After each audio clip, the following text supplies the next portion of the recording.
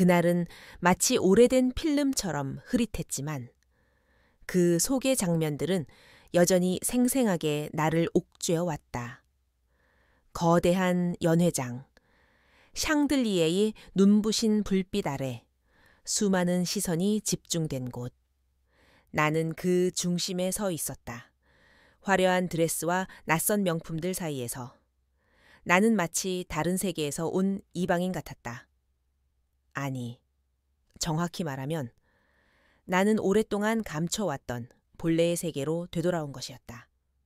그 순간 내 발치에 무릎을 꿇고 애원하던 남자. 민준의 얼굴은 일그러진 가면처럼 보였다. 그의 눈에는 충격, 절망. 그리고 내가 알던 그에게서는 찾아볼 수 없던 처절한 간청이 뒤섞여 있었다. 그는 내 이름을 부르며 한때 그가 그토록 경멸했던 가난한 여자의 이름을 부르며 두 손을 모아 빌고 있었다. 지혜야, 제발, 제발 나를 용서해줘. 한 번만 더 기회를 줘. 그의 목소리는 끓어오르는 욕망과 필사적인 애착으로 점철되어 있었지만 나에게는 그저 공허한 울림으로만 다가왔다. 내 귀에는 그의 목소리보다 주변 사람들의 웅성거림이 더 크게 들렸다. 저 사람이 그 민준 씨라고 몇 년 전에 지혜 씨가 가난한 평범한 여자라고 속이고 결혼했던 그 남자. 세상에, 감히 그 집안의 딸을 그렇게 무시하다니. 제정신이야. 멸시와 비웃음이 섞인 속삭임들이 내 심장을 날카롭게 찔렀다. 나는 고개를 숙여 그를 내려다보았다. 그의 얼굴은 땀과 눈물로 번들거렸고 헝클어진 머리카락이 초라함을 더했다. 한때 내 전부였던 남자. 내가 모든 것을 걸고 사랑하려 했던 남자. 이제 그는 내 앞에서 가장 비참한 모습으로 구걸하고 있었다. 하지만 내 안에는 어떤 동정도, 연민도 피어나지 않았다. 그저 차갑고 공허한 감정만이 맴돌았다. 이 모든 상황이 너무나도 역겹고 비참하게 느껴졌다. 이 비극의 시작은 바로 나의 어리석은 선택 때문이었다. 나는 얕은 한숨을 내쉬며 고개를 들었다. 연회장의 거대한 유리창 너머로 서울의 야경이 반짝였다. 화려하지만 차갑고 높지만 공허한 풍경. 그것은 마치 나의 삶의 축소판 같았다. 45년. 나는 이 세상에서 45년이라는 시간을 보냈다. 그 시간 동안 나는 많은 것을 얻었고 또 많은 것을 잃었다. 지금 나는 누구인가? 거울 속에 나는 더 이상 순진하고 어리석었던 과거의 지혜가 아니었다. 얼굴에는 세월의 흔적과 고독이 깊게 패어 있었지만 눈빛은 예전보다 훨씬 더 강하고 냉정해져 있었다. 이름은 김지혜. 사람들은 나를 미스터리한 거부라고 부르기도 했고 고고한 서점 주인이라고도 불렀다. 하지만 그 모든 수식어 뒤에 숨겨진 나는 그저 김지혜였다. 평범하고 싶었지만 평범할 수 없었던, 사랑받고 싶었지만 번번이 실패했던, 외로움에 몸부림치던 한 여자. 현재 나는 서울 한복판, 오래된 동네 골목에 자리 잡은 작은 헌책방의 주인이었다. 책방은 나의 피난처이자 나의 유일한 안식처였다. 벽을 가득 채운 낡은 책들은 오랜 세월을 견뎌온 지식과 이야기들을 품고 있었고 그 속에서 나는 세상의 시끄러운 소리를 잠시 잊을 수 있었다. 몇 년 전 나는 이혼했다. 결혼 생활은 나의 가장 큰 실패이자 가장 깊은 상처였다. 민준과의 결혼은 애초부터 거짓 위에 세워진 모래성이었고 그 모래성은 결국 가장 잔인한 방식으로 무너져 내렸다. 아이는 없었다. 어쩌면 다행일지도 모른다. 내 실패한 결혼 생활이 더 많은 상처를 남기지 않은 것만이 유일한 위안이었다. 이혼 후 나는 모든 것을 내려놓고 싶었다. 화려한 삶도 번잡한 인간관계도 그리고 나를 올가매던 과거의 그림자도. 그렇게 나는 헌책방을 열었다. 매일 아침 문을 열고 낡은 책들의 먼지를 털어내고 손님들과 짧은 인사를 나누는 일상. 저녁에는 따뜻한 차 한 잔과 함께 고요하게 책을 읽거나 아무것도 하지 않고 생각에 잠기는 것이 전부였다. 나의 삶은 고요했다.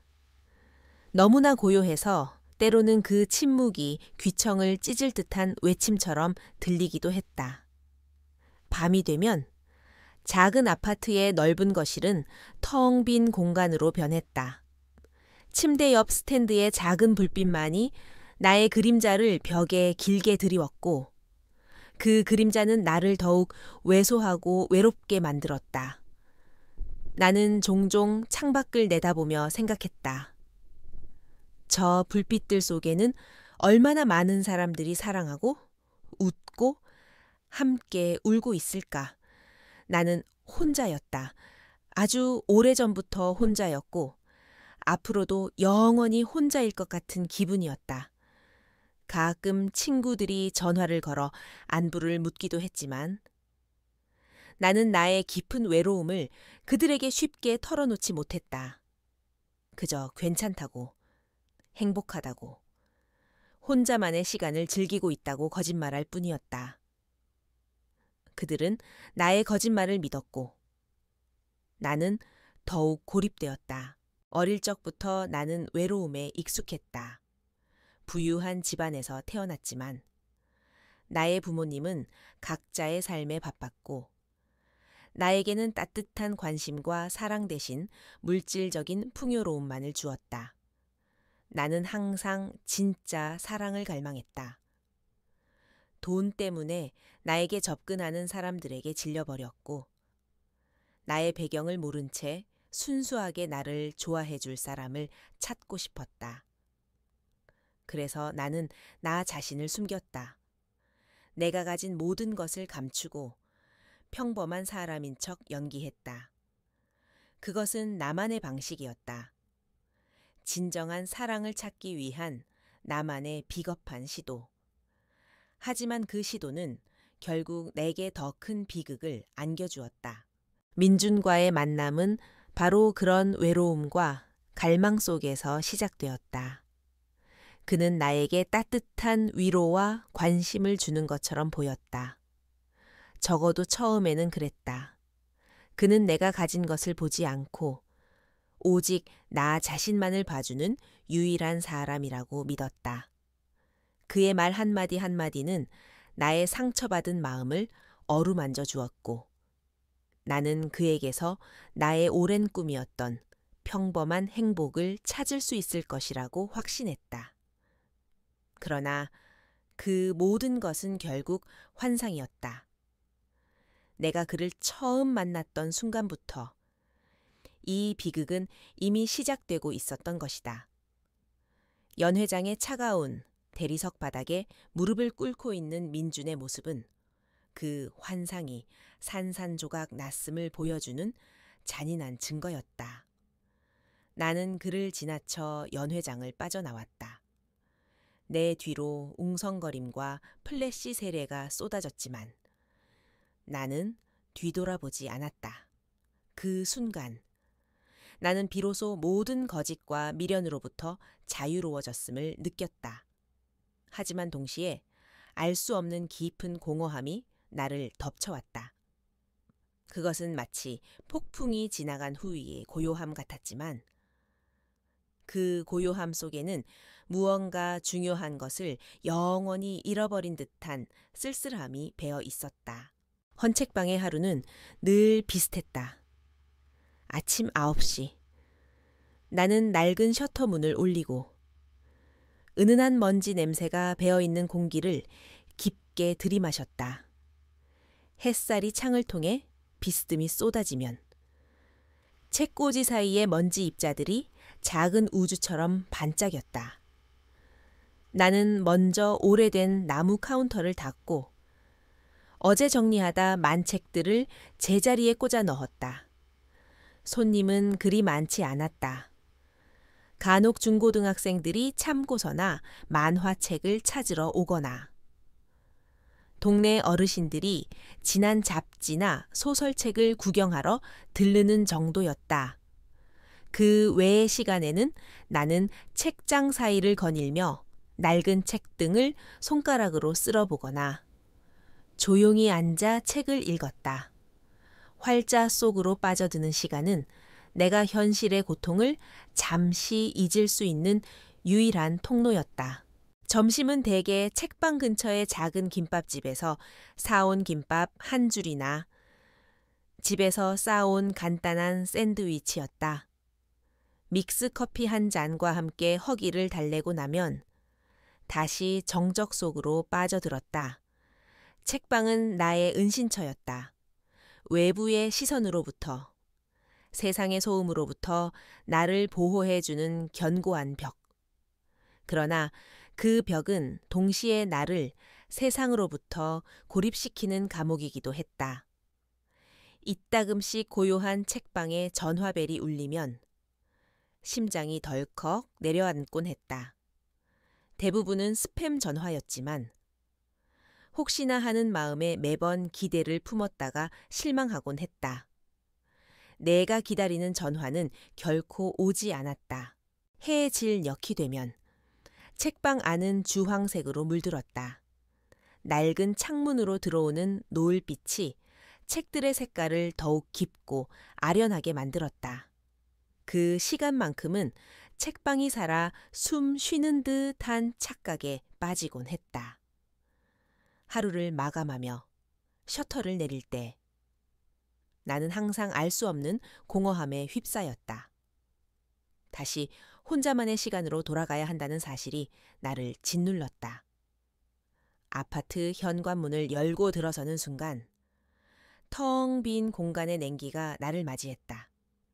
낮 동안의 온기와 활기는 온데간데 없고 오직 침묵만이 나를 감쌌다. 나는 옷도 갈아입지 않고 소파에 털썩 주저앉아 한참 동안 아무것도 하지 않았다. 그저 멍하니 벽을 바라보거나 휴대폰을 만지작거리며 부재중 전화나 메시지가 없는지 확인했다. 물론 아무것도 없었다. 저녁 식사는 간단히 때우는 경우가 대부분이었다. 냉동실에 얼려둔 밥을 드거나 인스턴트 식품으로 대충 한 끼를 해결했다. 식사를 마치고 설거지를 할 때면 물소리가 나의 외로움을 더욱 부각시키는 것 같았다. 모든 소리가 증폭되는 밤, 샤워를 마치고 침대에 누우면 천장의 작은 균열까지도 나의 시야에 들어왔다. 잠이 오지 않는 밤이면 나는 눈을 감고 과거의 시간들을 되짚어 보곤 했다. 나의 어린 시절, 화려했지만 외로웠던 나의 배경, 그리고 내가 평범한 삶을 갈구했던 이유들. 나는 대한민국에서 손꼽히는 재벌가의 딸로 태어났다. 세상 사람들은 나를 금수저라 부르며 부러워했지만 나의 어린 시절은 결코 행복하지 않았다. 부모님은 끊임없이 사업에 매달렸고 나에게는 집안의 명예와 부를 이어갈 의무만을 강조했다. 그들의 관심은 오직 돈과 명예에 있었을 뿐 나의 감정이나 꿈에는 아무런 관심이 없었다. 나는 늘 그림자처럼 존재했고 나의 생각과 감정은 억압당했다. 가족이라는 이름 아래 나는 그저 하나의 도구에 불과했다. 모든 관계가 계산적이었고 진정한 사랑이나 유대감은 찾아볼 수 없었다. 친구들조차 나의 돈과 배경을 보고 접근하는 경우가 많았다. 나는 사람들 속에서도 늘 혼자였다. 18살. 성인이 되자마자 나는 독립을 꿈꿨다. 이 모든 허울뿐인 화려함에서 벗어나 나 자신으로 살아가고 싶었다. 그래서 나는 평범한 사람인 척 위장하기 시작했다. 가짜 이력서를 만들고 작은 원룸에서 자취하며 평범한 회사에 들어가 일을 했다. 나의 진짜 배경을 아는 사람은 아무도 없었다. 나는 그제야 숨통이 트이는 것 같았다. 돈이 아닌, 배경이 아닌, 오직 나라는 사람 자체를 좋아해줄 누군가를 만나고 싶었다. 그 갈망은 너무나도 강렬해서 나는 나 자신을 속이는 일조차도 감수할 수 있었다. 그것이 얼마나 어리석고 위험한 시도였는지 그때는 알지 못했다. 평범한 삶을 살면서 나는 비로소 작은 행복들을 느낄 수 있었다. 동료들과 퇴근 후 마시는 맥주 한 잔, 월급날 받는 소박한 기쁨, 혼자서 장을 보고 요리를 하는 일상, 이 모든 것이 내게는 너무나도 신선하고 소중하게 다가왔다. 나는 진심으로 믿었다. 이제야 비로소 내가 찾던 행복을 찾을 수 있을 거라고. 돈과 명예의 굴레에서 벗어나 진정한 나 자신으로 살아가며 평범한 사랑을 만날 수 있을 거라고. 그리고 그 믿음은 민준이라는 남자를 만나면서 더욱 확고해지는 듯 했다. 그는 나의 가짜 신분, 가난한 직장인 김지혜를 사랑해 주었다. 적어도 나는 그렇게 생각했다. 나의 초라한 원룸에도 거리낌 없이 찾아왔고 값싼 음식도 맛있게 먹어주었다. 그의 눈빛은 언제나 나를 향해 있었다. 나는 그에게서 나의 오랜 외로움을 치유할 수 있을 거라고 확신했다. 나의 모든 과거의 상처와 아픔을 잊게 해줄 구원자라고 믿었다. 그러나 지금 이 헌책방의 고요함 속에서 나는 깨닫는다. 나의 선택은 구원이 아닌 또 다른 비극의 씨앗이었다는 것을. 나의 마음속 깊이 자리 잡은 외로움과 공허함은 민준과의 관계가 끝나고 나서도 여전히 나를 맴돌았다. 아니, 오히려 더욱 깊어진 것 같았다. 과거의 상처는 아물지 않았고 새로운 상처가 그 위에 더 씌워졌다. 나는 아직도 누군가의 따뜻한 온기가 필요했다. 나의 손을 잡아주고 나의 이야기를 들어줄 사람, 돈이나 배경이 아닌 그저 나라는 존재 자체를 받아들여줄 사람. 그 간절한 바람은 마치 갈증처럼 나를 괴롭혔다. 하지만 이제 나는 안다. 그런 사람은 세상에 흔치 않다는 것을, 어쩌면 존재하지 않을지도 모른다는 것을. 밤은 깊어지고 창밖의 불빛은 하나둘씩 꺼져갔다. 나는 침대에서 몸을 뒤척였다. 이 텅 빈 공간에, 이 고요함 속에 나는 여전히 혼자였다. 나의 삶은 겉으로는 안정되어 보였지만 내면은 걷잡을 수 없는 공허함으로 가득 차 있었다. 마치 물이 새는 배처럼 아무리 채워도 계속해서 무언가 빠져나가는 느낌. 나는 그 빠져나가는 것을 막을 수 없었고 그저 그것이 완전히 바닥날 때까지 기다릴 수밖에 없었다. 이 감정은 나에게 익숙했다. 어릴 적부터. 그리고 민준과의 결혼 생활을 통해 더욱 익숙해진 감정. 그것은 바로 외로움이었다. 그리고 이 외로움은 민준과의 만남을 더욱 필연적인 비극으로 이끌었다. 민준을 처음 만난 날은 비가 억수같이 쏟아지던 여름날이었다. 나는 그날도 평소처럼 회사 점심시간에 인근의 저렴한 식당에서 국밥을 먹고 있었다. 낡은 원피스에 달아버린 구두를 신고 머리는 질끈 묶은 채였다. 누가 봐도 평범하다 못해 초라해 보이는 직장인이었다. 그 모습이 나에게는 가장 편안했다.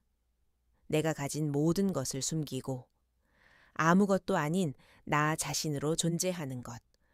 그것이야말로 내가 그토록 갈망하던 자유였다.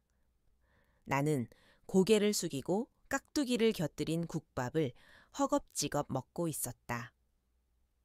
뜨끈한 국물은 내 몸과 마음을 동시에 녹여주는 듯했다. 밖에서 들려오는 빗소리는 세상의 번잡함으로부터 나를 격리시키는 장막 같았다. 그때였다. 밖에서 요란한 소음이 들리더니 식당 문이 활짝 열리고 한 남자가 들어섰다. 그는 흠뻑 젖어 있었다. 잘 차려입은 슈트가 비에 젖어 몸에 착 달라붙었고 머리카락에서는 물이 뚝뚝 떨어졌다. 그런데도 그의 모습은 왠지 모르게 빛났다. 잘생긴 얼굴, 자신감 넘치는 표정, 그리고 어딘가 모르게 풍겨 나오는 여유로움. 그는 들어서자마자 식당 안을 쓱 훑어보더니 내 옆자리로 다가왔다. 여기 비었나요? 그의 목소리는 낮고 부드러웠다. 나는 고개를 끄덕이며 옆으로 살짝 몸을 붙였다. 그와 나 사이에는 묘한 긴장감이 흘렀다. 그는 잠시 망설이는 듯했지만 이내 자리에 앉았다. 그리고는 메뉴판을 대충 보더니 국밥 하나 주세요 라고 주문했다. 나는 그의 손목에 언뜻 보이는 시계가 예사롭지 않다는 것을 알아챘다. 내가 몇 달치 월급을 모아야 살 수 있을까 말까 한 시계였다. 그럼에도 그는 이런 허름한 식당에서 국밥을 먹고 있었다. 왠지 모르게 호기심이 생겼다. 저런 사람이 왜 이곳에 왔을까? 비를 피하러 온 것일까? 아니면 나처럼 평범한 삶에 대한 동경이라도 있는 걸까? 나는 슬쩍 그를 쳐다보았다. 그는 휴대폰을 꺼내 무언가 열심히 입력하고 있었다. 그의 얼굴에는 피곤함이 역력했지만 눈빛은 예리하고 생기가 넘쳤다. 마치 언제든 기회를 잡을 준비가 되어 있는 맹수 같았다. 그때 식당 아주머니가 국밥을 내왔다. 김이 모락모락 피어나는 뜨거운 국밥. 그는 젓가락을 들더니 내 국밥과 자신의 국밥을 번갈아 쳐다보았다. 그리고는 나를 향해 피식 웃었다. 정말 맛있게 드시네요. 그렇게 맛있어요. 나는 갑작스러운 그의 말에 조금 당황했지만 이내 고개를 끄덕였다. 네, 여기 국밥은 정말 최고예요. 속이 든든해져요. 그는 다시 피식 웃었다. 저는 이런데 잘 안 오는데 비가 너무 와서 그냥 들어왔어요. 근데 생각보다 괜찮네요. 그의 말에는 왠지 모르게 자신감과 함께 약간의 거만함이 섞여 있었다. 마치 자신이 이런 곳에 와준 것만으로도 이 식당의 영광이라는 듯한 뉘앙스. 나는 속으로 피식 웃었다. 이 사람, 겉보기와는 다르네. 그날 이후 우리는 몇 번 더 우연히 마주쳤다. 처음에는 식당에서, 다음에는 버스 정류장에서, 그리고 또 다음에는 회사 근처 카페에서 그는 나를 알아보고 먼저 인사를 건넸다. 또 만났네요. 인연인가. 그의 말에 나는 쑥스러워하며 웃었다. 그런가 봐요. 그렇게 우리는 자연스럽게 대화를 시작하게 되었다. 그는 자신을 사업가 민준이라고 소개했다. 아직은 작은 규모의 스타트업을 운영하고 있지만 언젠가 대한민국을 뒤흔들 큰 기업을 만들 것이라고 포부를 밝혔다. 그의 눈은 야망으로 번뜩였다. 나는 그의 열정에 약간의 감동을 받기도 했다. 그의 이야기는 나의 단조로운 일상의 작은 활력소가 되었다. 그는 나에게 자신의 꿈과 포부를 이야기했고 나는 그의 이야기에 귀를 기울였다. 그는 나의 평범한 직장 생활에 대해 묻기도 했다. 나는 나의 가짜 이력을 꾸며내어 성실하게 대답했다.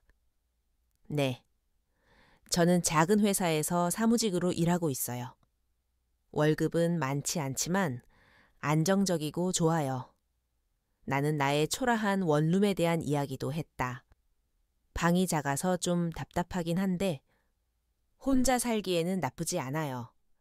그는 나의 이야기를 들으며 고개를 끄덕이거나 가끔은 동정하는 듯한 표정을 짓기도 했다. 한 번은 그가 나에게 이런 말을 했다. 지혜 씨는 참 검소하네요. 요즘 젊은 사람들은 다들 명품의 외제차에 정신이 없는데 저는 그런 사람이 싫어요. 자기 능력도 안 되면서 과시하는 사람들 보면 한심해 보여요. 그의 말은 나를 향한 칭찬처럼 들렸지만 동시에 그의 내면에 깊숙이 자리 잡은 속물근성을 엿볼 수 있는 대목이었다. 그는 가난을 경멸하고 부유함을 숭배하는 사람이었다. 나는 그의 말을 들으며 속으로 피식 웃었다. 이 사람, 내가 진짜 어떤 사람인지 알면 어떤 표정을 지을까. 그러나 나는 그 사실을 숨겼다. 그의 그런 면모조차도 그가 나를 돈 때문이 아니라 나 자신을 보고 좋아한다는 증거처럼 느껴졌기 때문이다. 나의 어리석음은 이때부터 시작되었다. 우리는 점차 가까워졌다. 그는 퇴근 후 나를 데리러 와서 함께 저녁을 먹거나 주말에는 영화를 보러 가거나 공원을 산책했다. 그는 내가 좋아하는 소박한 음식들을 함께 즐겨주었고 내가 좋아하는 헌책방에서 몇 시간이고 함께 앉아 있기도 했다. 나의 낡은 옷차림이나 초라한 외모에 대해 그는 단 한 번도 불평하지 않았다. 오히려 꾸미지 않아도 지혜 씨는 지혜 씨만의 매력이 있어요. 라고 말하며 나를 안심시켰다. 나는 그의 말에 진심으로 감동했다. 드디어 내가 찾던 사람을 만났다고 생각했다. 나의 모든 것을 알고도 나를 사랑해줄 사람. 나의 그림자 같은 삶에 빛을 비춰줄 사람. 어느 날 그는 나에게 고백했다. 지혜 씨, 저는 지혜 씨가 좋아요. 화려하지 않아도, 돈이 많지 않아도 지혜 씨는 저에게 가장 빛나는 사람이에요. 저와 함께 해줄 수 있나요? 그의 고백에 나의 심장은 미친 듯이 뛰었다. 나는 눈물을 글썽이며 고개를 끄덕였다. 네, 민준 씨. 그 순간 나는 세상에서 가장 행복한 사람이 된 것 같았다. 드디어 나의 오랜 외로움이 끝나는 순간이라고 믿었다. 그의 품에 안긴 나는 나의 모든 거짓말을 잊었다. 나의 화려한 배경도, 내가 숨겨왔던 수많은 비밀들도 그저 민준의 사랑만을 갈구했다. 그러나 행복은 오래가지 않았다. 결혼 준비를 하면서부터 민준의 진짜 모습이 드러나기 시작했다. 그는 나의 소박한 결혼식 계획에 불만을 표했다. 지혜 씨, 그래도 결혼식인데 좀 더 근사하게 해야 하지 않겠어요? 제 친구들은 다 호텔에서 했는데 제가 너무 초라해 보일까봐 걱정돼요. 그는 마치 나의 가난이 자신의 명예를 훼손하는 것처럼 말했다. 나는 그의 말에 상처를 받았지만 애써 웃으며 말했다.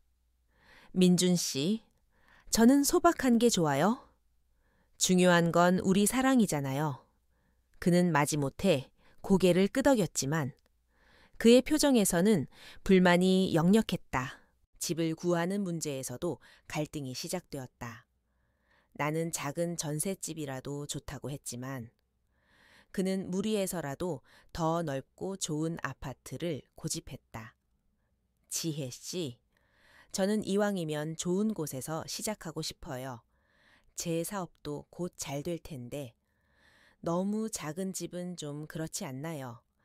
그의 말에는 미래에 대한 기대와 함께 현재의 나를 비하하는 듯한 뉘앙스가 섞여 있었다. 나는 그의 허영심과 과시욕을 처음으로 깨달았다. 하지만 이미 늦었다고 생각했다. 나는 그를 사랑했고 그의 단점조차도 이해하고 싶었다. 결혼식은 내가 원했던 소박한 결혼식이었다.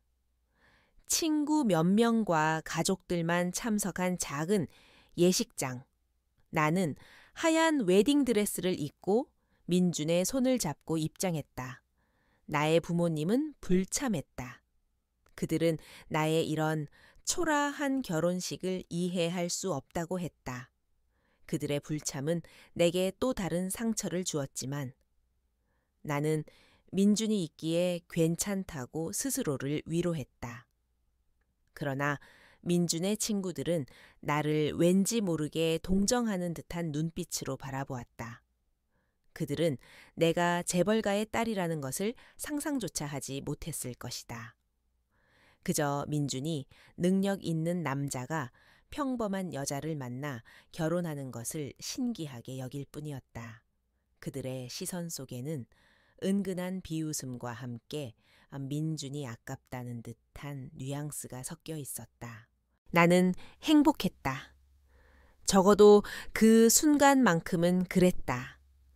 민준의 손을 잡고 행복한 미래를 꿈꿨다. 그러나 그 행복은 유리처럼 깨지기 쉬운 것이었다. 그의 눈빛 속에 숨어 있던 탐욕, 그의 말 속에 스며들어 있던 경멸, 그리고 내가 외면했던 수많은 진실들이 서서히 나의 행복을 좀먹어 들어가고 있었다. 이 결혼은 사랑으로 시작된 것이 아니라 나의 외로움과 그의 욕망이 교차하는 지점에서 시작된 위험한 줄타기였다. 나는 이 비극의 서막을 스스로 열고 있었던 것이다. 비는 그쳤지만 나의 마음속에는 먹구름이 드리워져 있었다. 그 먹구름은 곧 폭풍으로 변할 것이라는 것을 그때는 알지 못했다. 나는 그저 나의 어리석은 사랑에 눈이 멀어 그가 드리운 그림자 속으로 걸어 들어가고 있었다.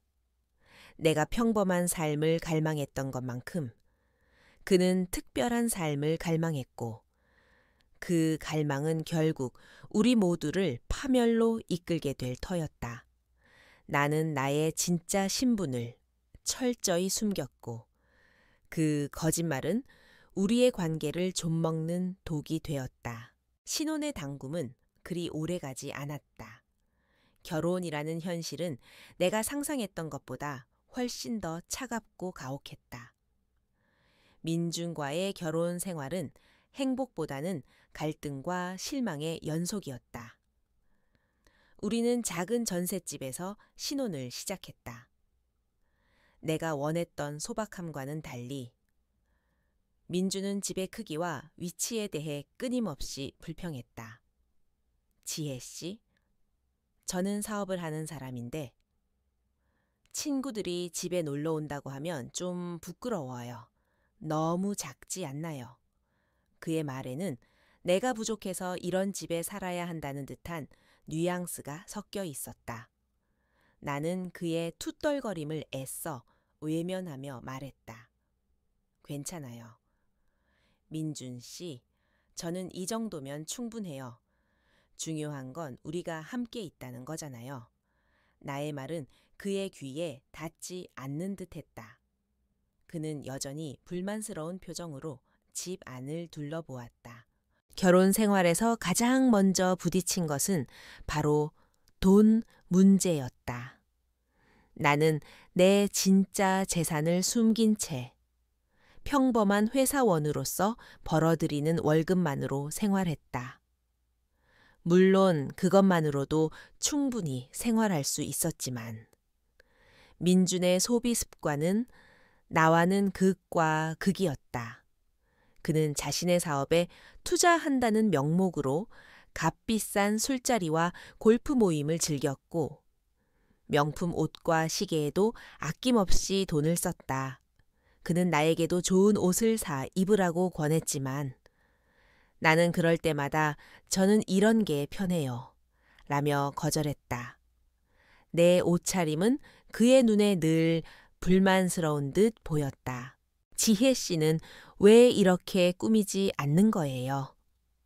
제 사업 파트너들이나 친구들 와이프들 보면 다들 멋지게 하고 다니던데 저도 지혜 씨랑 같이 좋은 곳에 가고 싶다고요. 그의 말은 나를 향한 직접적인 비난이었다. 그는 나의 소박함을 이해하기는커녕 오히려 자신의 체면을 깎아내리는 요인으로 생각했다. 나는 속으로 깊은 상처를 받았다. 내가 그토록 갈망했던 있는 그대로의 나를 사랑해 줄 사람이라고 믿었던 민주는 사실 나의 겉모습과 사회적 지위에 더 관심이 많았던 것이다. 그는 자주 나를 다른 여자들과 비교했다. 특히 자신의 사업 파트너들의 아내들이나 유명한 재벌가 여성들의 이야기를 꺼내며 나를 은근히 깎아내렸다. 어제 김 대표님 와이프 봤는데 정말 대단하더라. 패션 감각도 뛰어나고 교양도 넘치고 게다가 사업 수완도 좋아서 남편 사업에 큰 도움을 준대. 그의 말 속에는 내게도 그런 여성이 되라는 강요가 담겨 있었다. 나는 그의 말에 아무것도 할 수 없었다. 나는 그 모든 것을 가지고 있었지만 그에게는 그 사실을 드러낼 수 없었다. 드러내는 순간 내가 그토록 지키고 싶었던 가난한 지혜로서의 존재가 사라질 것이고 우리의 관계가 완전히 뒤틀릴 것이라고 생각했다. 나는 그저 고개를 숙이고 그의 말을 듣는 수밖에 없었다. 내 마음속에는 점차 차가운 균열이 생겨나기 시작했다.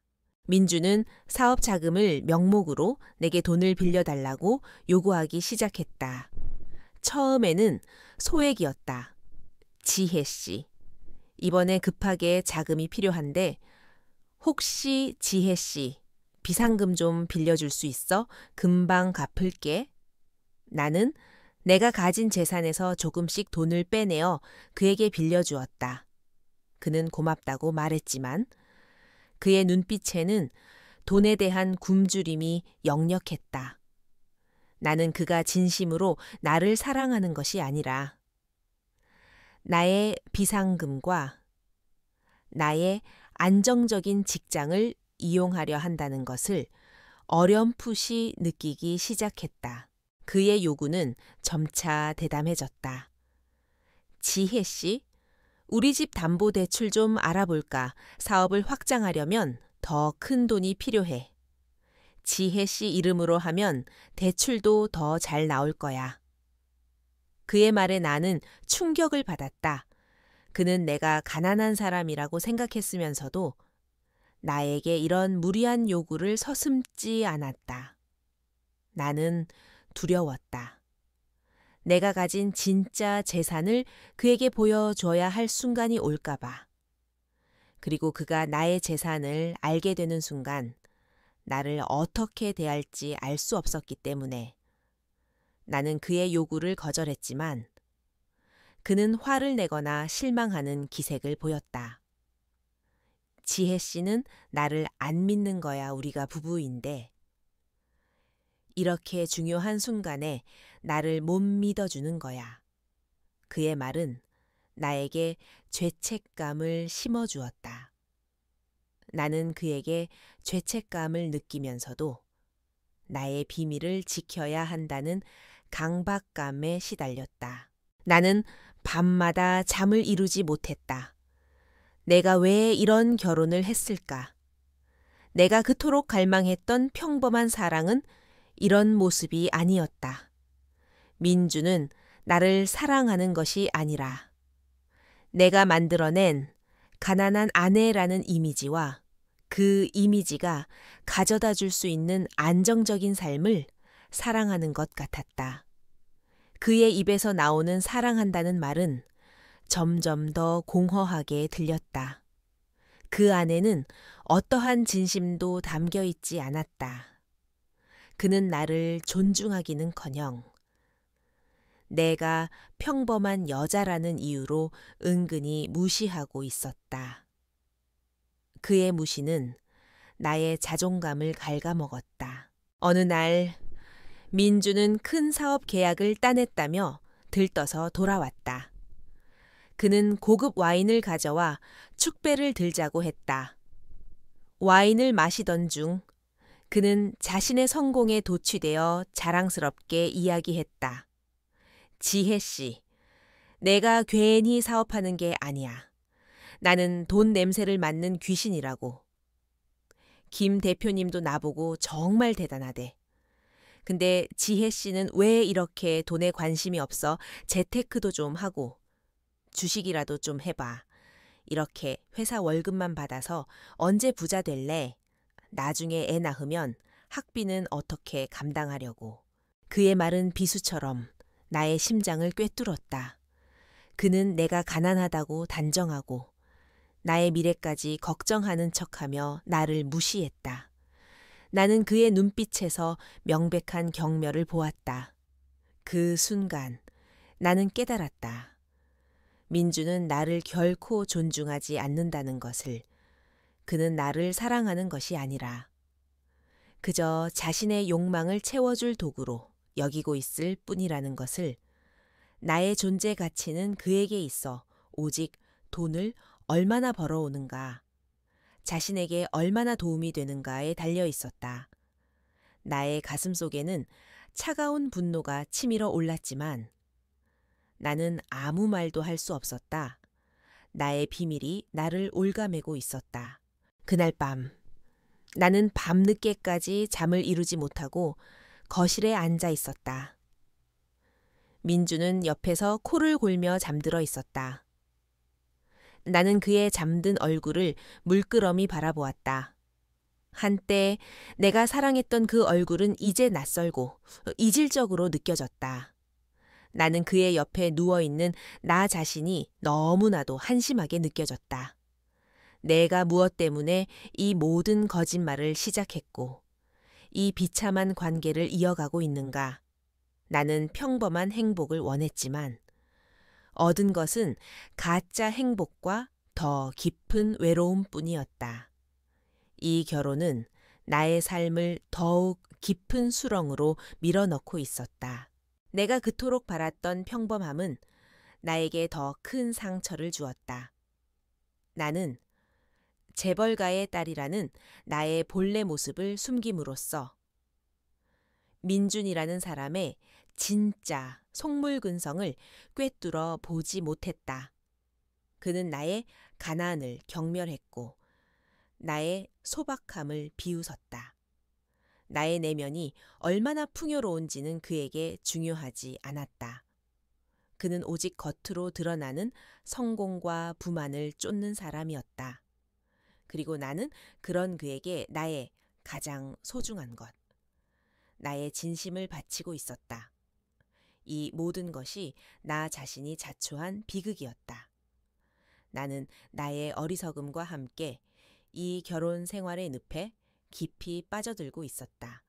벗어날 방법을 알 수 없었다. 결혼 생활이 깊어질수록 민준의 욕망은 더욱 노골적으로 드러났다. 그의 시선은 언제나 내가 가진 돈과 능력에 닿아 있었다. 물론 나는 그 어떤 것도 직접적으로 보여준 적이 없었지만 그는 끊임없이 내게 더 많은 것을 요구했다. 그의 요구는 날이 갈수록 대담해졌고 나의 마음속 깊은 곳에 숨겨진 비밀을 건드리는 지경에 이르렀다. 나는 그의 불평과 요구에 지쳐갔다. 나의 자존감은 바닥을 치고 있었지만 이상하게도 나는 이 비참한 관계를 끊어낼 용기를 낼 수 없었다. 오히려 더 깊은 수렁으로 빠져들고 있었다. 그의 외도는 시작이었다. 처음에는 어렴풋이 짐작만 할 뿐이었다. 늦은 귀가, 휴대폰을 숨기는 행동, 그리고 나를 대하는 싸늘한 태도. 나는 모르는 척했다. 애써 외면했다. 그의 바람기가 드러나는 순간 나의 결혼 생활이 완전히 파탄 날 것이라는 두려움 때문이었다. 나는 그에게서 버림받을까 봐 두려웠다. 내가 그토록 바라던 평범한 아내로서의 삶이 산산조각 날까 봐 두려웠다. 그래서 나는 눈을 감았다. 귀를 막았다. 그저 그의 옆에 존재할 수만 있다면 이 모든 비참함을 감수할 수 있다고 스스로를 속였다. 나의 이런 비겁한 침묵은 민준에게 더 큰 자유와 방종을 안겨주었다. 어느 날 밤, 민준은 술에 취해 집에 돌아왔다. 그는 내 앞에서 다른 여자의 이름을 불렀다. 수진아, 사랑해. 나의 심장은 얼음처럼 차갑게 굳어버렸다. 나는 그 자리에서 얼어붙어 아무것도 할 수 없었다. 분노보다는 배신감이, 슬픔보다는 공허함이 나를 덮쳐왔다. 나는 그의 외도를 알았지만 그 사실을 입 밖으로 꺼낼 용기가 없었다. 내가 가진 모든 것을 잃을까봐, 나의 거짓말이 들통날까봐 두려웠다. 나는 그저 그의 곁에서 잠든 척하며 밤새도록 눈물을 흘렸다. 베개는 나의 눈물로 축축하게 젖어들었고 나의 심장은 갈기갈기 찢어지는 듯했다. 다음 날 아침, 민주는 아무것도 기억하지 못하는 듯 행동했다. 그는 내게 미안하다는 말 한마디 없이 평소처럼 출근했다. 나는 그의 그런 뻔뻔함에 더욱 절망했다. 그는 나를 사랑하지 않았다. 나는 그에게 그저 필요에 의해 곁에 두는 존재일 뿐이었다.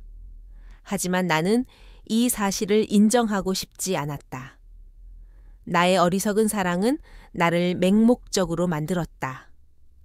나는 그가 언젠가는 나에게 돌아올 것이라고, 나를 진심으로 사랑하게 될 것이라고 믿었다. 그 믿음은 나를 더욱 깊은 나락으로 밀어 넣었다. 민준의 사업은 생각만큼 순조롭지 않았다.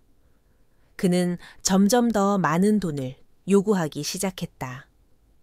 지혜 씨, 이번에 정말 중요한 투자라서 그래, 이 돈만 있으면 우리 사업 대박 터진다니까 제발 한 번만 도와줘.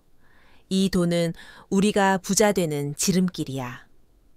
그의 눈은 돈에 대한 탐욕으로 번들거렸다. 나는 그의 요구를 거절할 수 없었다. 나는 내가 진짜 돈이 많다는 것을 알게 되면 그가 나를 어떻게 대할지 상상하기조차 싫었다. 그러나 그의 사업이 망하면 나의 평범한 아내로서의 삶도 위태로워질 것이라는 막연한 두려움이 있었다. 나는 나의 숨겨진 재산을 이용해 몰래 그를 도왔다. 그의 사업체에 익명으로 투자를 하거나 그가 받을 수 없는 대출을 나의 이름으로 받아서 그에게 건네주었다. 그는 내가 어디서 그런 돈을 구하는지 궁금해했지만 나는 친척에게 빌렸다거나 전에 모아둔 비상금이다 라고 둘러댔다. 그는 나의 말을 쉽게 믿었다. 아니, 믿고 싶어 하는 것 같았다. 그는 나의 돈을 받아들이면서도 나를 향한 경멸을 멈추지 않았다. 오히려 내가 가진 적은 돈으로 그를 돕는다고 생각하며 나를 더 한심하게 여기는 듯했다. 그는 나의 희생을 당연하게 받아들였다. 나는 그의 눈빛에서 명백한 경멸을 보았다. 지혜 씨는 왜 이렇게 돈에 관심이 없어? 재테크도 좀 하고 주식이라도 좀 해봐. 이렇게 회사 월급만 받아서 언제 부자 될래? 나중에 애 낳으면 학비는 어떻게 감당하려고. 그의 말은 비수처럼 나의 심장을 꿰뚫었다. 그는 내가 가난하다고 단정하고 나의 미래까지 걱정하는 척하며 나를 무시했다. 나는 그런 그에게 나의 가장 소중한 것, 나의 진심을 바치고 있었다. 이 모든 것이 나 자신이 자초한 비극이었다. 내면의 갈등은 점점 더 깊어졌다.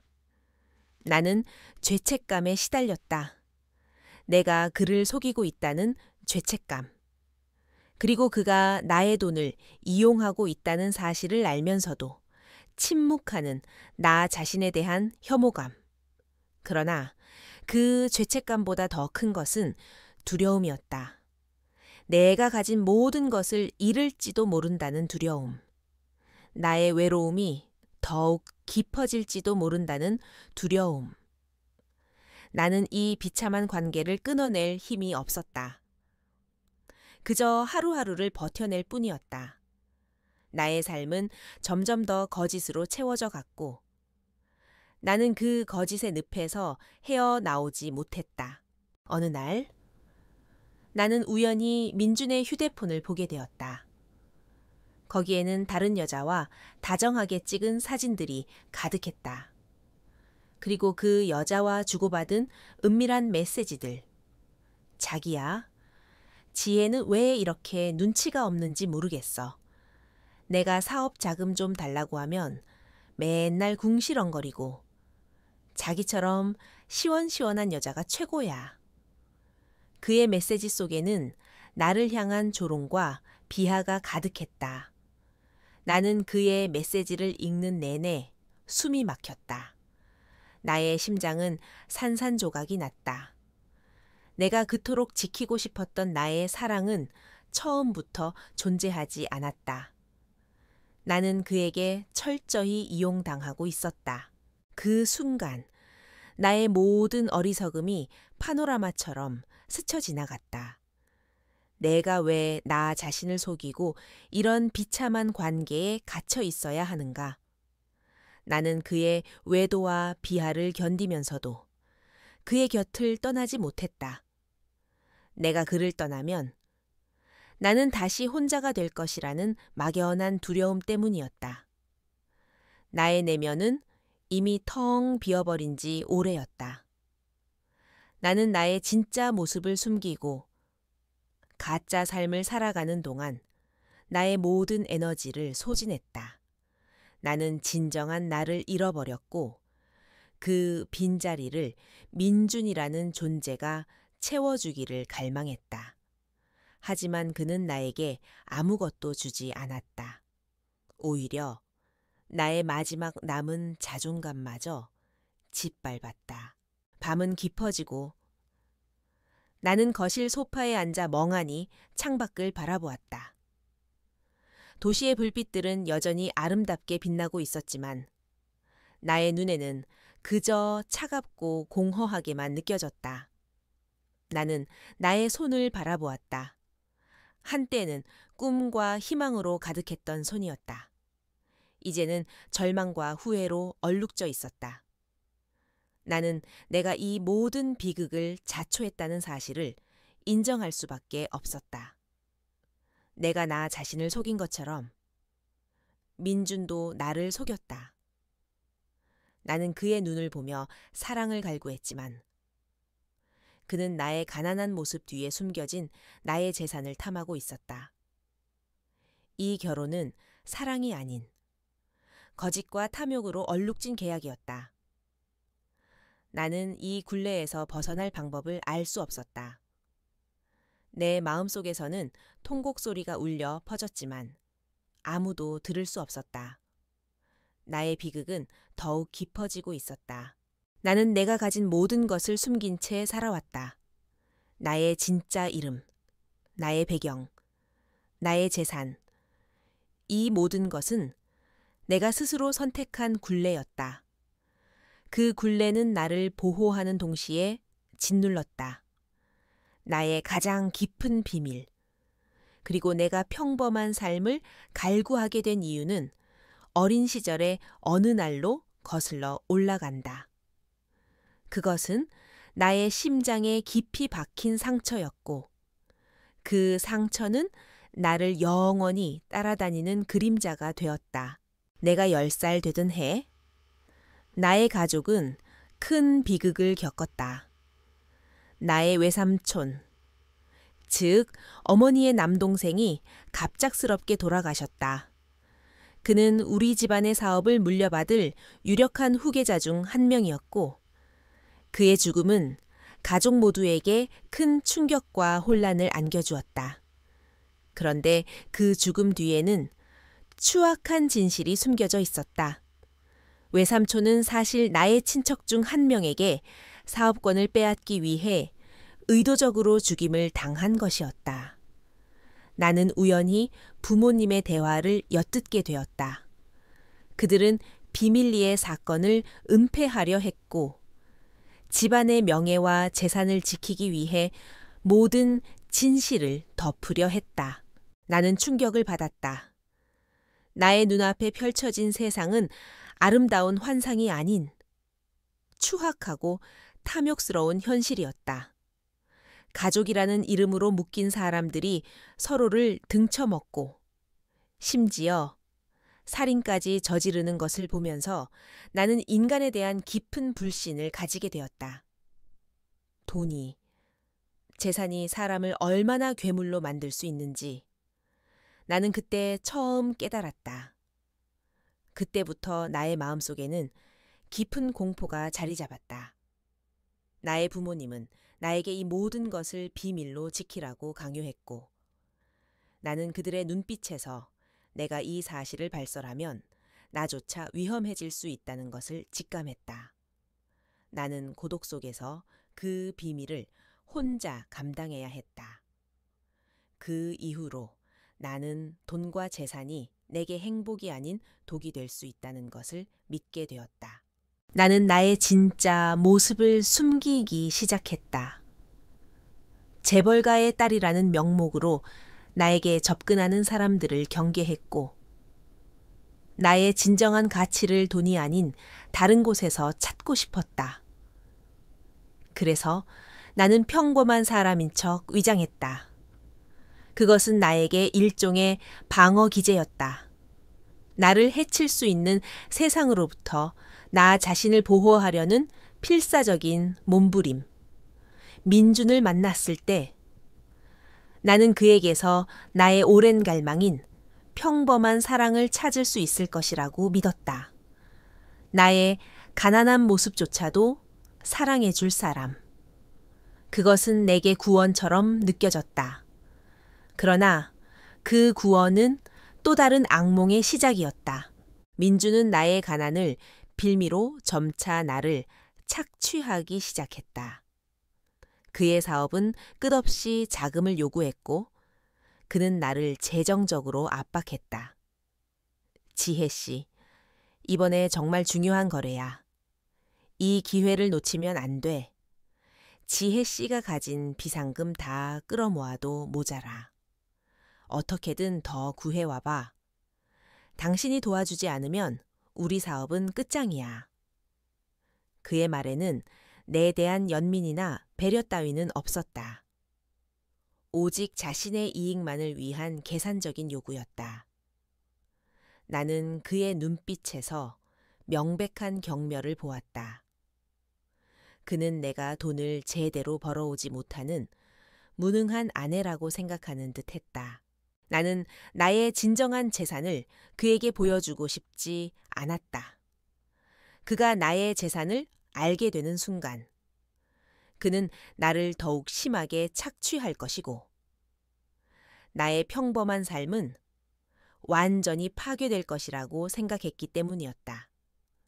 나는 나의 과거의 상처가 다시 터져 나올까봐 두려웠다. 돈 때문에 사람이 어떻게 변하는지 나는 이미 뼈저리게 경험했기 때문이다. 그래서 나는 나의 비상금, 심지어는 내가 몰래 빼돌린 유산의 일부를 그에게 건네주었다. 그는 나의 희생을 당연하게 받아들였다. 오히려 나에게 더 많은 것을 요구했다. 그는 나의 가난을 이용해 사회적으로도 자신을 과시했다. 친구들이나 사업 파트너들 앞에서 나를 제가 돈이 없어도 오직 사랑 하나만 보고 결혼한 착한 와이프라고 소개하곤 했다. 그의 말은 칭찬처럼 들렸지만 사실은 나를 비하하고 자신을 치켜쓰는 잔인한 방식이었다. 사람들은 나를 동정하거나 민준을 대단한 남자라고 칭송했다. 나는 그들의 시선 속에서 나의 존재가 짓밟히는 것을 느꼈다. 나의 자존감은 이미 바닥을 치고 있었다. 밤마다 나는 악몽에 시달렸다. 내가 가진 모든 비밀이 폭로되는 꿈. 나의 진짜 가족들이 나를 찾아와 내가 숨겨온 모든 것을 폭로하고 민준이 나의 재산을 알게 된 후 광기 어린 눈으로 나를 노려보는 꿈. 꿈에서 깨어나면 나는 식은땀을 흘리며 한참을 숨죽여 울었다. 나의 삶은 현실에서도 악몽과 다를 바 없었다. 나는 민준의 외도와 그의 끝없는 탐욕 속에서 하루하루를 고통스럽게 버텨내고 있었다. 그는 나의 돈을 이용해서 다른 여자들과 유흥을 즐겼고 나는 그 사실을 알면서도 아무것도 할 수 없었다. 그의 뻔뻔한 거짓말과 나의 비겁한 침묵은 우리의 관계를 파멸로 이끌고 있었다. 민주는 심지어 나의 과거에 대해 캐묻기 시작했다. 지혜 씨 가족들은 정말 평범한 거야. 혹시 숨겨둔 재산 같은 건 없어. 전에 빌려준 돈은 어디서 난 거야 친척이라고만 하지 말고 구체적으로 말해봐. 그의 눈빛은 의심으로 가득했다. 그는 내가 숨긴 무언가가 있을 거라고 직감하는 듯했다. 나는 그의 질문에 당황했지만 애써 침착하게 둘러댔다.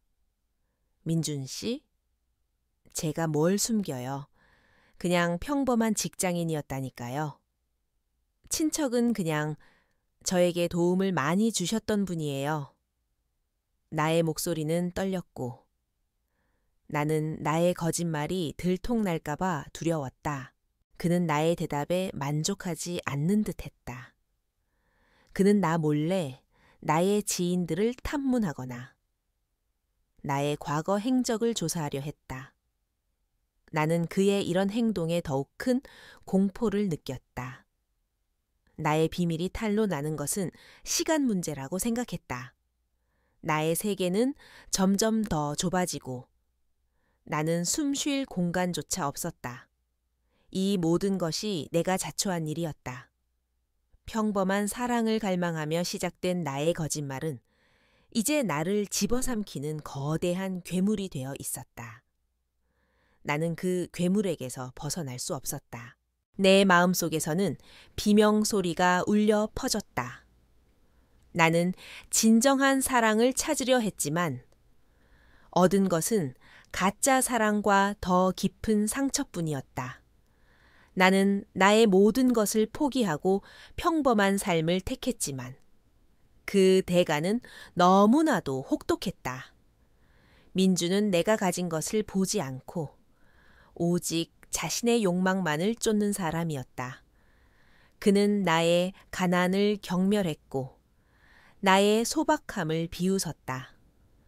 나의 내면이 얼마나 풍요로운지는 그에게 중요하지 않았다. 그는 오직 겉으로 드러나는 성공과 부만을 쫓는 사람이었다. 그리고 나는 그런 그에게 나의 가장 소중한 것, 나의 진심을 바치고 있었다. 나는 이 결혼 생활이 지옥 같았다. 매일 밤 악몽에 시달렸고 낮에는 민준의 비난과 탐욕을 견뎌야 했다. 나의 삶은 점점 더 피폐해져 갔다. 나는 더 이상 웃을 수도 울 수도 없었다. 그저 살아가는 것만이 나의 유일한 목표였다. 하지만 무엇을 위해 살아가야 하는지 알 수 없었다. 나의 존재 의미는 사라진 지 오래였다. 나는 이 비극의 끝이 언제 올지 알 수 없었다. 하지만 한 가지 확실한 것은 이 끝은 결코 행복하지 않을 것이라는 예감이었다. 나의 고통은 더욱 깊어지고 있었다. 내가 감춰왔던 비밀은 마치 시한폭탄과 같았다. 언젠가는 터져버릴 것이고 그 폭발은 나의 삶을 산산조각 낼 것이라는 것을 알고 있었다. 하지만 나는 그 폭발이 이렇게나 갑작스럽고 이렇게나 잔인하게 찾아올 것이라고는 상상조차 하지 못했다. 그날은 민준의 회사에서 주최하는 자선 행사가 있던 날이었다. 그는 내게도 참석하라고 강요했다. 지혜 씨, 이번 행사는 정말 중요해. 유명 인사들이 많이 올 거야. 당신도 와서 내 옆에서 좀 있어줘야지. 나는 그의 말에 내키지 않았지만 그의 성화를 이기지 못해 그의 팔에 매달려 행사장에 들어섰다. 낡고 소박한 드레스를 입은 나는 화려한 인파 속에서 마치 길을 잃은 아이 같았다. 민주는 그런 나를 보며 못마땅한 표정을 지었지만 어쩔 수 없다는 듯 한숨을 쉬었다. 행사는 성대하게 진행되었다. 나는 구석에 서서 사람들의 시선을 피하며 조용히 행사를 지켜보고 있었다. 민주는 사업 파트너들과 어울려 웃고 떠들며 자신의 성공을 과시하기 바빴다. 그는 내가 옆에 있다는 사실조차 잊은 듯했다. 나는 익숙한 외로움 속에서 그저 시간을 때우고 있었다. 그때였다. 저 멀리서 익숙한 얼굴이 내 시야에 들어왔다. 나의 이모였다. 그녀는 나의 부모님처럼 나에게 무관심했지만 내가 재벌가의 딸이라는 사실을 아는 몇 안 되는 사람 중 한 명이었다. 이모는 화려한 드레스를 입고 누군가와 이야기를 나누고 있었다. 나는 황급히 고개를 숙였다. 이모가 나를 알아보지 못하기를 간절히 바랐다. 나의 심장은 미친 듯이 뛰었다. 그러나 나의 바람은 산산조각 났다. 이모는 나를 발견했고 그녀의 눈은 놀라움과 함께 약간의 흥미로 빛났다. 그녀는 대화를 멈추고 나를 향해 걸어왔다. 지혜야, 여기가 웬일이니? 네가 이런 곳에 올 줄은 몰랐는데. 이모의 목소리는 다정했지만 그 속에는 비웃음이 섞여 있었다. 나는 당황해서 어쩔 줄 몰랐다. 민주는 이모의 목소리를 듣고 나를 돌아보았다. 그는 이모의 존재를 알지 못했다. 이모는 나의 어머니의 여동생이었지만 민주는 내가 평범한 집안의 딸이라고 생각했기에 이모를 알 리 없었다. 민준의 얼굴에는 의아함이 떠올랐다. 어머니, 이분은 누구시죠? 민준이 나에게 물었다. 나는 아무 말도 할 수 없었다. 이모는 민준의 질문에 미소를 지으며 말했다. 어머니라니, 제가 왜 이 아이의 어머니예요? 저는 이 아이의 이모랍니다. 지혜는 제 언니의 딸이에요. 김 회장님의 따님이죠. 이모의 말은 마치 거대한 번개처럼 내 머리 위로 떨어졌다. 민준의 얼굴은 순식간에 하얗게 질렸다. 그의 눈은 믿을 수 없다는 듯 커졌고 입은 벌어져 다물어지지 않았다. 주변에 있던 사람들도 이모의 말을 듣고 웅성거리기 시작했다. 김 회장님의 따님, 설마 그 재벌가. 김 회장님, 그럼 저 여자가 그 집안의 딸이었다는 거야. 그런데 왜 저런 초라한 옷을 입고 민주는 나를 노려보았다. 그의 눈에는 충격과 함께 분노가 뒤섞여 있었다. 지혜 씨, 지금 이게 무슨 소리예요? 김 회장님의 딸이라니 당신 나한테 거짓말한 거예요. 그의 목소리는 떨렸지만 그 안에는 배신감이 가득했다. 나는 그의 시선을 피할 수 없었다. 나의 모든 거짓말이 한순간에 수면 위로 떠오르는 순간이었다. 나는 아무 말도 할 수 없었다. 나의 침묵은 모든 것을 인정하는 것이었다. 그때 나의 아버지이자 김 회장님이 직접 행사장으로 들어섰다.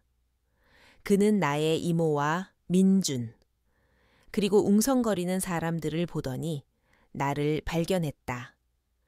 그의 얼굴에는 오랜만에 만난 딸에 대한 반가움보다는 나의 상황에 대한 실망감이 역력했다. 지혜야, 이게 무슨 소란이냐.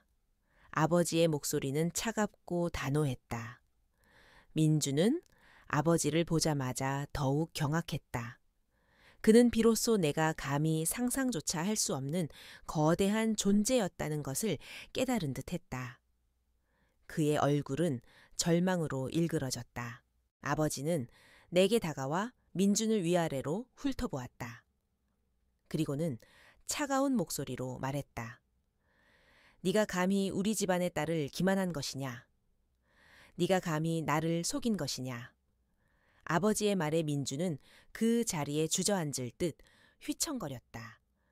그는 더 이상 자신감 넘치던 사업가 민준이 아니었다.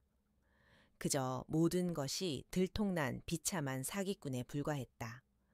그는 나에게 매달렸다. 지혜 씨, 제발 오해예요. 저는 지혜 씨를 진심으로 사랑했어요. 돈 때문에 그런 게 아니에요. 그의 목소리는 필사적이었지만 그의 눈빛은 이미 탐욕으로 가득 차 있었다. 그는 내가 재벌가의 딸이라는 사실을 알게 되자마자 나를 다시 잡으려 들었다. 그의 사랑은 처음부터 돈을 위한 것이었다는 것을 나는 명백히 깨달았다. 사람들의 시선이 나에게 집중되었다. 동정, 경멸, 그리고 호기심이 뒤섞인 시선들. 나는 그 모든 시선을 견딜 수 없었다. 나의 심장은 너무나도 아팠다. 내가 그토록 지키고 싶었던 나의 평범한 삶은 산산조각 났고 나의 사랑은 거짓으로 점철된 비극으로 변해버렸다. 나는 민준의 손을 뿌리쳤다. 그만해요. 민준 씨. 모든 것이 끝났어요. 나의 목소리는 차갑고 단호했지만 내면은 갈기갈기 찢어지는 듯했다. 민주는 나의 발치에 무릎을 꿇었다. 지혜야, 제발 한 번만 더 기회를 줘. 내가 잘못했어. 내가 정말 죽을 죄를 지었어. 너 없이는 살 수 없어. 지혜야. 그의 애원은 처절했지만 그의 눈빛은 여전히 계산적이었다. 그는 내게서 사랑이 아닌 재산을 갈구하고 있었다. 나는 그의 비참한 모습에 아무런 감흥도 느끼지 못했다. 오히려 역겨움만이 치밀어 올랐다. 그의 행동은 내가 그토록 피하고 싶었던 돈에 미친 사람들의 전형적인 모습이었다. 나는 그에게서 나의 과거의 그림자를 보았다. 아버지는 경호원들을 시켜 민준을 끌어내라고 지시했다. 민준은 경호원들에게 끌려가면서도 나에게 끊임없이 매달렸다. 지혜야, 나를 버리지 마, 제발.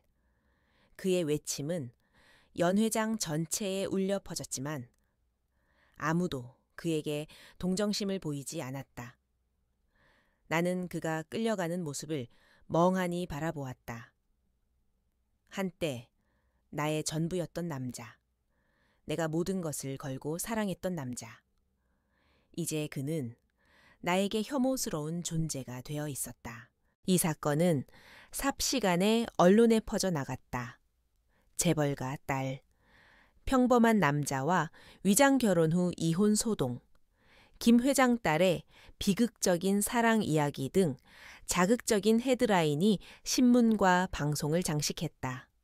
나의 이름은 물론 민준의 이름과 얼굴까지 모두 공개되었다. 나의 사생활은 철저히 유린당했고 나는 세상 사람들의 입방에 오르내리는 존재가 되었다. 내가 그토록 지키고 싶었던 나의 비밀은 모두에게 알려졌고 나의 삶은 더 이상 나만의 것이 아니었다. 가족들은 나의 행동에 대해 비난을 쏟아냈다. 네가 뭔데 감히 집안의 명예를 더럽히는 짓을 해.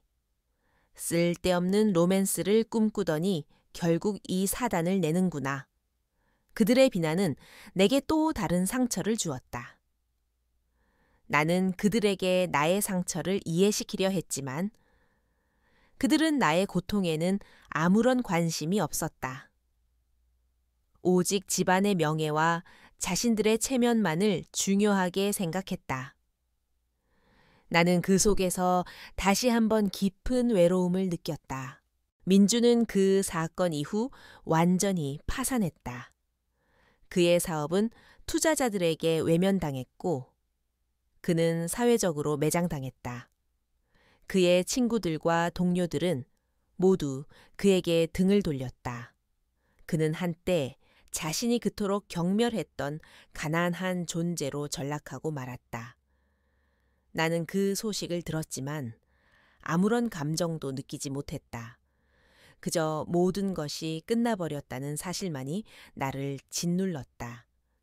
나의 삶은 혼돈 그 자체였다. 이 모든 것은 내가 자초한 일이었다. 나의 어리석은 사랑, 그리고 나의 비겁한 거짓말이 이 모든 비극을 초래했다. 나는 이제 더 이상 평범한 사람인 척 살아갈 수 없었다. 나의 신분은 만천해에 드러났고 나는 재벌가의 딸이라는 굴레 속으로 다시 갇히게 되었다. 하지만 그 굴레 속에서 나는 더 깊은 외로움을 느꼈다. 나는 민준을 잃었지만 그것보다 더 큰 것은 나 자신을 잃었다는 사실이었다. 나의 꿈, 나의 행복, 그리고 나의 진정한 자아. 이 모든 것이 거짓말의 늪 속에서 사라져 버렸다. 나는 나의 선택을 후회했다. 모든 것을 되돌릴 수 있다면 얼마나 좋을까. 하지만 시간은 되돌릴 수 없었고 나의 비극은 더욱 깊어질 뿐이었다. 나의 마음속에는 차가운 재만 남았다. 연회장에서 민준이 경호원들에게 끌려나간 후 나는 마치 거대한 파도가 휩쓸고 간 해변처럼 텅 빈 기분이었다. 나의 진짜 신분이 드러나자마자 민준의 눈빛이 탐욕으로 번들거리던 그 순간은 평생 잊을 수 없을 것 같았다. 그의 절규는 사랑의 외침이 아니라 잃어버린 재산을 향한 비명이었다. 나는 그를 혐오했다. 그리고 나 자신을 더 혐오했다. 내가 그토록 갈망했던 평범한 사랑을 위해 이 모든 비극을 자초했다는 사실이 나를 짓눌렀다. 다음 날 나는 아버지의 집으로 돌아왔다. 호화로운 대저택은 여전히 변함없이 웅장했지만 나에게는 차갑고 낯선 감옥 같았다. 나의 방은 어릴 적 그대로였지만 그 안에는 더 이상 순수했던 내가 존재하지 않았다. 침대에 앉아 창밖을 바라보았다. 밖에서는 새들이 지저귀고 햇살이 따스하게 쏟아지고 있었지만 내 마음속은 한겨울처럼 얼어붙어 있었다. 나는 민준과 마지막으로 단판을 지어야 했다. 이 모든 것을 끝내야 했다. 나는 민준에게 연락해 한적한 카페에서 만나자고 했다. 그는 나의 연락에 놀란 듯했지만 이내 흥분한 목소리로 지혜 씨, 제가 모든 걸 설명할게요. 저를 믿어주세요 라고 말했다. 그의 목소리에는 희망이 섞여 있었지만 나는 그 희망이 돈에서 비롯된 것임을 알고 있었다. 그와의 마지막 대면은 피할 수 없는 의식과 같았다. 약속 장소에 도착하자 민주는 이미 와 있었다. 그는 한껏 차려입고 나를 기다리고 있었다. 그의 얼굴에는 불안감과 함께 억지 미소가 떠올라 있었다. 그는 내가 나타나자마자 자리에서 벌떡 일어나 내게 다가왔다. 지혜 씨 괜찮아요. 어제 일은 정말 오해예요. 다 오해예요. 그는 나의 손을 잡으려 했지만 나는 그의 손을 뿌리쳤다. 그의 손에서 묻어나는 탐욕의 냄새가 역겨웠다. 우리는 마주 앉았다.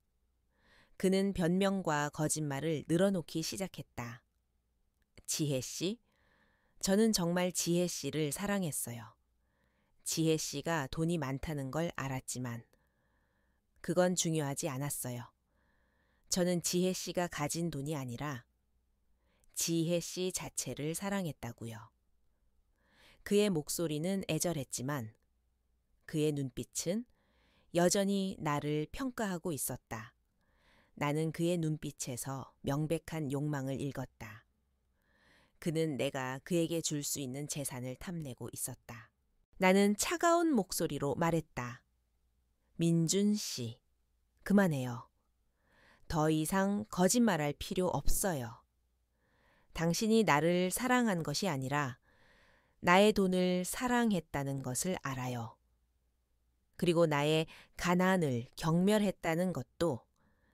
나의 말에 민준의 얼굴은 하얗게 질렸다. 그는 더 이상 변명할 수 없다는 것을 깨달은 듯 했다. 지혜 씨, 제발 저는 지혜 씨 없이는 살 수 없어요.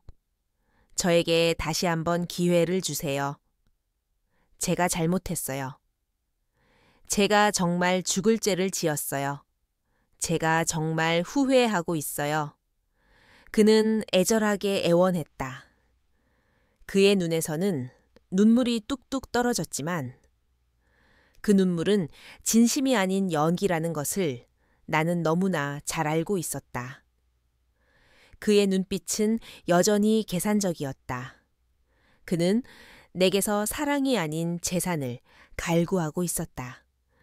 나는 그의 비참한 모습에 아무런 감흥도 느끼지 못했다. 오히려 역겨움만이 치밀어 올랐다. 나는 조용히 그의 휴대폰을 꺼내 테이블 위에 놓았다. 그리고 그의 휴대폰에서 어젯밤 그의 외도 증거가 담긴 사진들과 메시지를 그에게 보여주었다. 그의 얼굴은 순식간에 잿빛으로 변했다. 그는 말을 잃었다. 모든 것이 들통난 것이다. 이것 보세요. 민준 씨, 당신은 나를 속이고 다른 여자와 만나고 있었죠. 그리고 나를 비웃었죠. 내가 가진 돈이 없다고. 이런 당신이 나를 사랑했다고 말할 수 있나요? 나의 목소리는 격앙되었지만 나는 애써 감정을 억눌렀다. 민주는 더 이상 아무 말도 할 수 없었다. 그는 고개를 숙이고 테이블 위로 떨어지는 눈물을 닦았다. 하지만 나는 그의 눈물에서 진심을 느낄 수 없었다. 그저 궁지에 몰린 남자의 비참한 모습일 뿐이었다. 그는 다시 나의 손을 잡으려 했다. 지혜 씨, 이건 오해예요. 저는 그 여자와 아무 사이도 아니었어요. 잠깐 흔들렸을 뿐이에요. 제발 한 번만 용서해 주세요. 나는 그의 손을 강하게 뿌리쳤다. 민준 씨, 더 이상 나를 기만하지 마세요. 당신은 나를 존중하지 않았고 나의 가치를 인정하지 않았어요. 당신은 오직 돈만을 쫓는 사람이었죠. 나의 가난을 비웃고 나의 소박함을 조롱했어요. 당신의 사랑은 처음부터 존재하지 않았어요. 나의 말은 비수처럼 그의 심장을 꿰뚫었다. 그는 고개를 들고 나를 바라보았다. 그의 눈에는 절망감이 가득했다. 우리 관계는 여기서 끝이에요. 더 이상 당신에게 줄 것은 아무것도 없어요. 그리고 당신이 나에게서 가져갈 것도 아무것도 없어요. 나는 그의 눈을 똑바로 바라보며 말했다. 나의 목소리는 단호했지만 내면은 갈기갈기 찢어지는 듯했다. 이 모든 비극의 끝을 선언하는 순간이었다. 그는 테이블에 놓인 나의 휴대폰을 낚아채더니 자신의 휴대폰을 꺼내 무언가를 보여주려 했다. 아니야. 지혜 씨, 나는 정말... 그러나 나는 그의 행동을 막았다. 더 이상 그의 거짓말을 듣고 싶지 않았다. 나는 자리에서 일어섰다. 이만 가볼게요. 다시는 보지 맙시다. 나는 카페를 나섰다.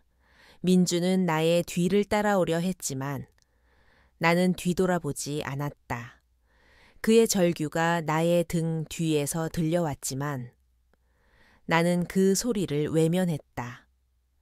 밖으로 나오자 햇살이 눈부시게 쏟아졌다.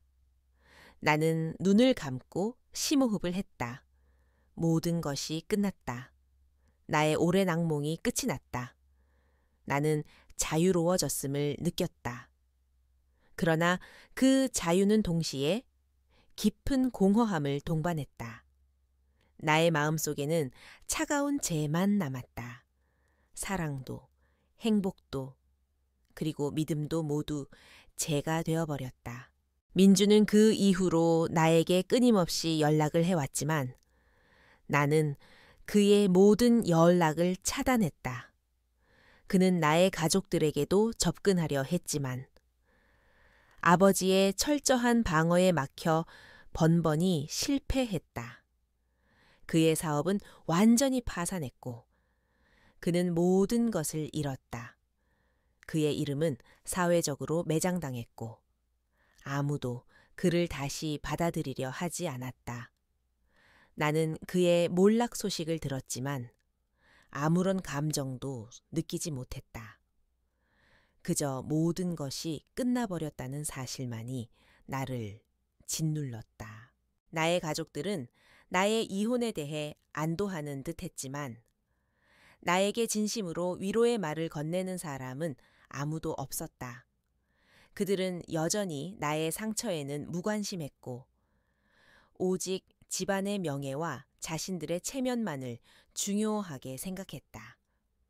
나는 그 속에서 다시 한번 깊은 외로움을 느꼈다. 나의 비극적인 사랑 이야기는 세상 사람들의 입방에 오르내리며 가십거리가 되었다. 나는 세상의 시선으로부터 벗어나고 싶었지만 그럴 수 없었다. 나의 삶은 더 이상 나만의 것이 아니었다. 나는 민준을 잃었지만 그것보다 더 큰 것은 나 자신을 잃었다는 사실이었다. 나의 꿈, 나의 행복, 그리고 나의 진정한 자아, 이 모든 것이 거짓말의 늪 속에서 사라져 버렸다. 나는 나의 선택을 후회했다. 모든 것을 되돌릴 수 있다면 얼마나 좋을까.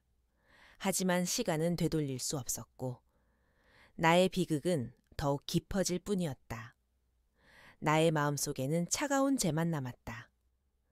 나의 삶은 이제 어디로 흘러갈까? 나는 그저 텅 빈 나 자신을 끌어안고 있을 뿐이었다. 민준과의 모든 비극이 막을 내린 후 나는 다시 나의 헌 책방으로 돌아왔다. 셔터를 올리고 문을 열었지만 더 이상 책 냄새나 고요함이 내게 위로가 되지는 않았다. 책방은 여전히 그 자리에 있었지만 나는 변해 있었다. 나의 마음속에는 깊은 구멍이 뚫려 있었고 그 구멍은 아무리 우려해도 채워지지 않는 공허함으로 가득했다. 나의 삶은 고요했지만 그 고요함 속에는 비명조차 지르지 못하는 절규가 가득했다. 사람들의 시선은 여전히 나를 따라다녔다. 헌 책방을 찾아오는 손님들은 책을 보러 온 것이 아니라 나의 얼굴을 한 번이라도 더 보기 위해 찾아왔다. 그들의 눈빛에는 호기심, 동정, 그리고 비난이 뒤섞여 있었다. 나는 그들의 시선을 견딜 수 없었다. 그래서 나는 헌책방 문을 걸어 잠그는 날이 많아졌다.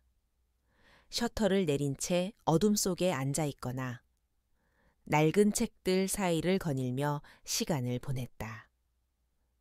책 속의 이야기들은 나에게 현실의 고통을 잊게 해주었지만 동시에 나의 공허함을 더욱 부각시키는 거울 같았다. 나의 부모님은 내가 다시 집으로 돌아와 정상적인 삶을 살아가기를 바랐다. 그들은 나에게 명문가 자제들과의 만남을 주선하거나 집안 사업에 참여할 것을 권유했다. 그러나 나는 그 모든 것을 거절했다. 나는 그들의 세계로 다시 돌아가고 싶지 않았다. 그곳에는 진정한 사랑도, 행복도, 그리고 평화도 없었다. 오직 탐욕과 계산만이 난무하는 차가운 현실만이 존재할 뿐이었다. 나는 그 속에서 다시 한번 깊은 외로움을 느꼈다. 그들은 나의 상처를 이해하기는커녕 나의 감정을 무시하고 자신들의 이익만을 추구했다. 민준의 몰락 소식은 가끔씩 들려왔다. 그는 모든 것을 잃고 폐인이 되었다고 했다. 거리에서 그를 보았다는 사람들의 이야기도 들렸다. 초라한 모습으로 거리를 헤매는 그의 모습은 한때 잘 나가던 사업가의 모습과는 너무나도 달랐다고 했다. 나는 그 소식을 들었지만 어떤 감정도 느끼지 못했다. 그에 대한 미움도, 연민도, 그 어떤 감정도 남아있지 않았다. 그저 그의 존재가 나의 삶에서 완전히 지워지기를 바랄 뿐이었다. 밤이 되면 나는 잠을 이루지 못했다. 침대에 누워 천장을 바라보면 과거의 잔상들이 끊임없이 나를 괴롭혔다. 민준의 가식적인 미소, 그의 비겁한 거짓말, 그리고 나의 어리석은 믿음, 이 모든 것이 나를 짓눌렀다. 나는 내가 왜 그토록 평범한 사랑에 목말라 했는지, 왜 나의 직감을 무시하고 그를 믿었는지 이해할 수 없었다. 나의 선택은 나를 비극으로 이끌었고 나는 그 비극의 대가를 혹독하게 치르고 있었다. 나는 거울 속에 비친 나 자신을 바라보았다. 얼굴에는 세월의 흔적과 고독이 깊게 패어 있었다. 눈빛은 초점을 잃었고 희미한 슬픔이 감돌았다. 나는 더 이상 과거의 내가 아니었다. 순수했던 지혜도, 사랑에 눈멀었던 지혜도, 그리고 평범함을 갈망했던 지혜도 아니었다. 나는 그저 상처 입고 지친 한 여자일 뿐이었다. 나의 마음속에는 차가운 죄만 남았다. 사랑도, 행복도, 그리고 믿음도 모두 죄가 되어버렸다. 나는 나의 삶을 되돌아보았다. 무엇을 위해 살았는가? 나는 진정한 행복을 찾고 싶었지만 결국 더 깊은 불행 속으로 빠져들었다. 나는 나의 모든 것을 걸고 사랑을 찾았지만 얻은 것은 배신과 상처뿐이었다. 나의 삶은 실패작이었다. 이 모든 것은 나 자신이 자초한 비극이었다. 나의 어리석음, 나의 비겁함, 그리고 나의 외로움이 나를 이 지경까지 이끌었다. 나는 나의 헌책방에서 조용히 시간을 보냈다. 낡은 책들은 나의 유일한 벗이었다. 그들은 내게 아무것도 요구하지 않았고 나를 판단하지도 않았다. 그저 묵묵히 나의 이야기를 들어주는 듯했다. 나는 책들 사이를 거닐며 손가락으로 낡은 책 등을 쓸어보았다. 책들 속에는 수많은 삶과 이야기들이 담겨 있었다. 행복한 이야기, 슬픈 이야기, 비극적인 이야기, 그리고 평범한 이야기들. 그 속에서 나는 나의 삶의 조각들을 발견했다. 어느 날 나는 헌 책방 문을 활짝 열고 의자에 앉아 책을 읽고 있었다. 따스한 햇살이 창을 통해 쏟아져 들어왔다. 거리에서는 사람들이 오가고 아이들의 웃음소리가 들려왔다. 세상은 여전히 변함없이 흘러가고 있었다. 나는 나의 손을 바라보았다. 나의 손은 여전히 따스했지만 그 안에는 아무것도 남아있지 않았다. 나의 마음속은 텅 비어 있었다. 나는 얕은 한숨을 내쉬며 창밖을 바라보았다. 거리는 활기찼지만 나의 시선은 그 너머의 공허함을 좇았다. 나의 삶은 계속될 것이다. 나는 이 헌 책방에서 계속해서 책을 읽고 사람들의 시선을 견디며 살아갈 것이다. 하지만 나의 내면은 영원히 고독할 것이다. 나의 비극은 끝났지만 그 후유증은 영원히 나를 따라다닐 것이다. 나는 진정한 사랑을 찾지 못했고 나의 모든 것을 걸고 얻으려 했던 평범한 행복은 결국 신기루에 불과했다. 나는 책을 덮었다. 나의 이야기는 여기서 끝난다. 그리고 나의 고독은 영원히 계속될 것이다. 헌 책방은 여전히 그 자리에 있었지만 나는 그 안에서 길을 잃은 듯 헤매고 있었다.